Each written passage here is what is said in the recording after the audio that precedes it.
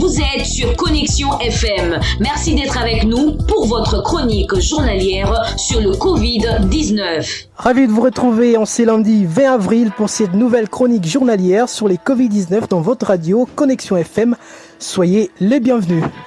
Le bilan total du coronavirus en RDC ne cesse de grimper. 5 nouveaux cas de contamination de la pandémie à coronavirus ont été enregistrés dimanche selon les derniers rapports du Comité national de riposte contre le Covid-19. Le cumul s'écorce désormais à 332 cas confirmés depuis le début de la pandémie, le 10 mars dernier en RDC. Par ailleurs, le pays n'a recensé pour la journée des dimanches aucun cas de décès ni celui des guérisons. Notons que 152 cas suspects sont pour l'instant en cours d'investigation.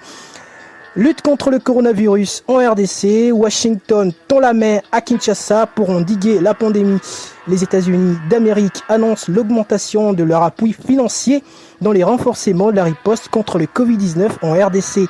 Washington annonce une aide supplémentaire de 8 millions, ce qui fait passer la contribution du gouvernement américain à 14 millions de dollars, selon l'ambassadeur américain RDC Mike Hammer.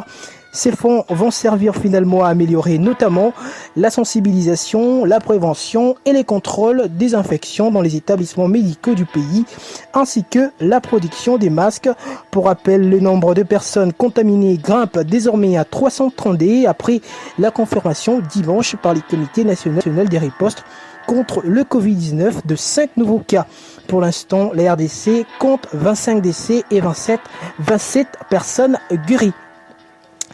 Semaine décisive du retour des ressortissants congolais en RDC. Les gouvernements congolais, par l'entremise du ministre d'État et ministre des Affaires étrangères, Marie Ntumba Nzeza, avait annoncé samedi le rapatriement au pays dès cette semaine des 318 ressortissants congolais bloqués à Dubaï aux Émirats Arabes Unis en raison de la pandémie des coronavirus qui frappe de plein fouet le monde.